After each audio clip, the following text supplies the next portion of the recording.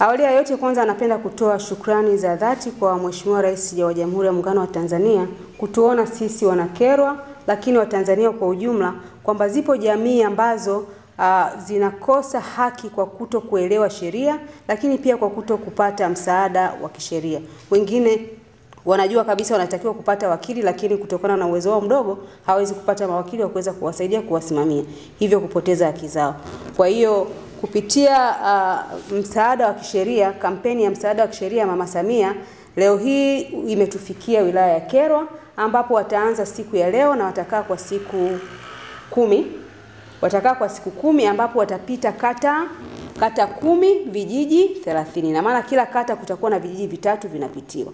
Sasa kwa wale ambao kata zao hazitafikiwa au vijiji vyao havitafikiwa, mtasogea kwenye kata za jirani. Na maana sisi tuna kata 24, kati ya kata hizo 24 kata 10 watapita.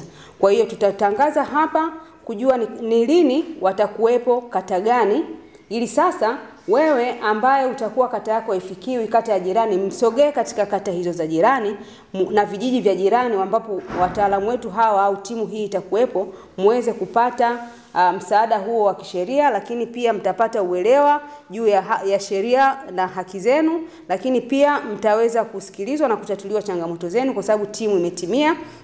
Maafisa kutoka kada mbalimbali watakuwepo. Lakini pia kwa wale ambao pia walikuwa wanashindwa kupata mawakili kwa ajili ya kuwakilisha, watapata msaada huo, ambapo tayari Mama Samia ameshalipia huduma hii. Kwa hiyo tunamshukuru sana Rais kwa kuona kwamba kuna watu wanahitaji msaada wa sheria, lakini kutokana na uwezo wao kuwa mdogo au uelewa, wameshindwa kupata haki zao. Sasa kata ambazo zitapitiwa ni kata ya Mabila, ambapo leo ndio timu itakuwepo pale. Watapita katika vijiji vitatu vya Mabila, Kibimba na Nyakatete. Tarehe 16 kutakuwa na kata ya Kamuli, ambapo kutakuwa na kijiji cha Kamuli, Rwabigaga na Ruhita.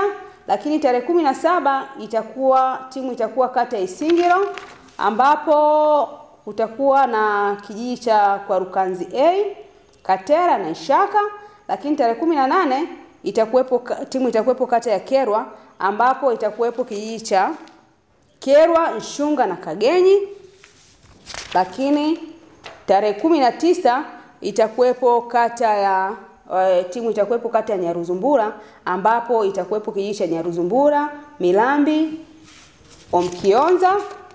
Tarehe 20 timu itakuwepo kata ya Murongo, ambapo itakuwepo kijiji cha Murongo, Rwabikagati na Masheshe. Tarehe 21 timu itakuwepo kata ya Kibingo, ambapo kutakuwa na kijiji cha Kihinda, Kibingo na Rugasha. Tarehe 22 itakuwepo kata ya Songambele, kijiji ni Migina, Kitera na Songambele. Tarehe 23 itakuwepo kata ya Nkwenda na Kitwechenkura, ambapo itakuwepo kijiji cha Muhurile, Nyarutuntu na Kakerere. Nadhani kufikia hapo timu itakuwa imekamilisha vijiji 30 na kata 10. Tunaomba sana wananchi wa kata hizi, lakini na kata za jirani, tujitokeze kwa wingi. Mama Samia ametupenda sana wananchi wa Kyerwa, ameona kwamba aje asikilize kero kwa kupitia timu hizi, na kero hizo zitaweza kutatuliwa, lakini changamoto za kutafuta haki zitaweza kusikilizwa na kupatiwa msaada. Baada ya timu hii kuondoka, kampeni itakuwa inaendelea kwa wataalamu watakuwa bakia ngazi ya halmashauri. Tutakuwa tunaendelea na kliniki za kusikiliza kero hizo za wananchi kila Jumanne na Alhamisi.